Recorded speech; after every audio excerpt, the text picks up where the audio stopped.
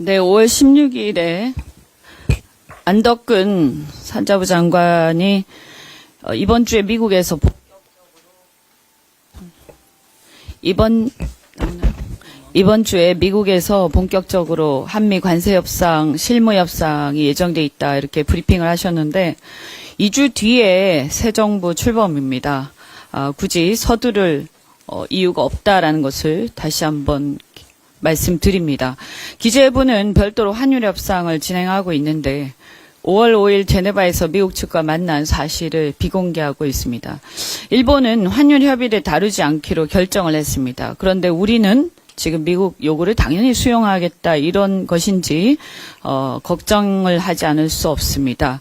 또한 조선협력 관련해서 이게 군함의 MRO라든가 신조 문제가 있기 때문에 NLC가 협의에 관여하는 것은 내용상 당연하나 탄핵당한 윤석열의 최측근 김태효 NLC 차장이 사직하지 않고 미국과의 군함 협력 협의를 하는 게 이게 있을 수 없는 일이다 이렇게 생각합니다.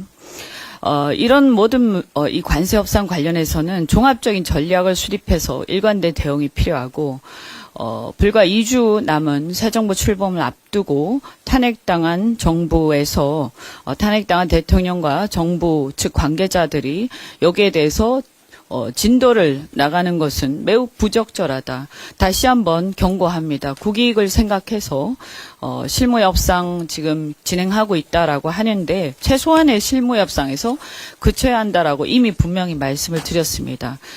유의하시길 바랍니다. 그리고 어제 경제정책 관련해서 토론이 있었습니다. 여기에서 이재명 후보는 토론에서 우리 경제를 살릴 대책으로 단기적으로 추경을 통한 내수 부양책을 중장기적으로는 AI, 신재생 에너지, 문화 콘텐츠 등 미래 먹거리 산업 분야에 국가의 대대적인 혁신 투자 확대 방안을 제시했습니다. 지극히 교과서적이고 실제 정책 사례를 통해서 검증된 실용적 처방을 제시한 것입니다.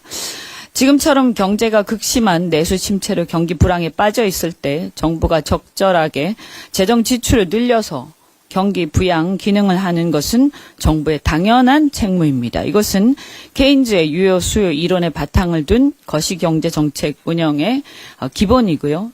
그리고 지금처럼 주력기술 산업의 판도가 바뀌는 4차 산업혁명 그리고 대전환 시대에는 중장기 관점에서 새로운 성장 동력을 만드는 국가 역할이 매우 중요합니다. 이런 상황에서 정부가 여러 물적 인프라, 인적 인프라, 그리고 R&D 투자, 이런 신산업 육성 생태계 조성을 위한 투자를 선도해야 하는 것이 국가의 당연한 책무이기도 하고 이것은 슈페터의 혁신 경제론 그리고 이 경제 성장 이론 등 교과서적인 성장 이론의 바탕을 두고 있는 것이고 또한 미국 등 선진 국가들도 대대적인 신산업 투자를 경쟁적으로 추진하고 있는 실정입니다. 그런데 이것을 가지고 상대 후보들이 마치 매우 무리한 경제정책을 얘기하고 있는 것처럼 말꼬투리를 잡아서 공격을 하고 있는데 이렇게 상대방 후보의 말꼬투리 잡기 공격을 하기보다 자신들의 대안을 제시를 하시기 바랍니다.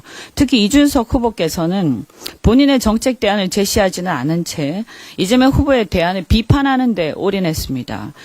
무한적 통화 창출을 통한 재정 지출 확대를 의미하는 현대적 통화 이론을 끌고 왔습니다. 그런데 이재명 후보가 얘기하는 것은 국가의 혁신적이고 적극적인 재정 투자 역할이지 이것을 통화 정책, 확대 통화 정책을 통한 그 발권력, 중앙은행의 발권력을 활용한 게 아닙니다. 제대로 알지도 못하고 자꾸 비판하는데 이것도 너무 억지적인 비판이라서 듣고 있기가 매우 민망합니다.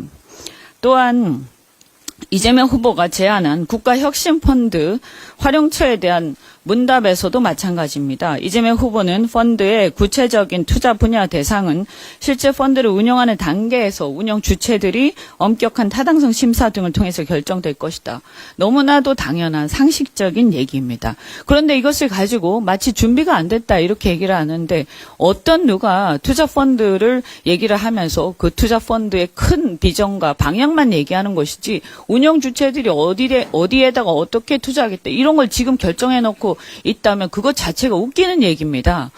경제도 모르고 이런 금융의 기본도 모르면서 자꾸 함부로 얘기하면서 우리 후보를 폄하하는 것에 대해서 정말 듣고 있기가 굉장히 민망한 상황입니다. 지금 우리 국민들이 대선 후보들에게 바라는 것은 우리 경제를 살리 더 나은 묘책을 제시하는 선의의 정책 경쟁을 펼치는 겁니다. 그런데 상대의 정책 대안을 비판을 하는 것을 넘어서서 아예 말꼬투리 잡고 억지로 계속 비판을 하고 있는데 제발 그러시지 마시고 우월한 대안을 제시하는데 집중해 주시기 바란다. 이 말씀 드리고요.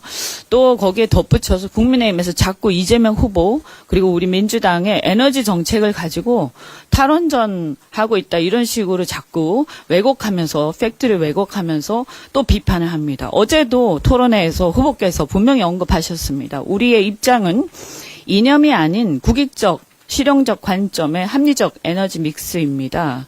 그래서 지금 현재 한국의 에너지 안보 측면을 생각을 했을 때 에너지의 비중이 지금 재생과 원전 다 합해봐야 40%에 불과하고 화석 연료가 지금 60%를 차지하고 있습니다. 그래서 세계적인 탈화석 연료의 흐름에서 보더라도 우리는 이 두 에너지를 조화롭게 공존해서 간다라는 걸 다시 한번 말씀을 드리고 이런 패권 경쟁 시대에 AI 대전환 시대 그리고 전기요금의 문제로 인한 산업 공동화 우려 또 산업과 노동자들의 생태계 문제 이런 것들이 있기 때문에 또 수출 경쟁력 문제라든가 SMR 등의 미래 에너지 패권 경쟁 싸움이 있습니다.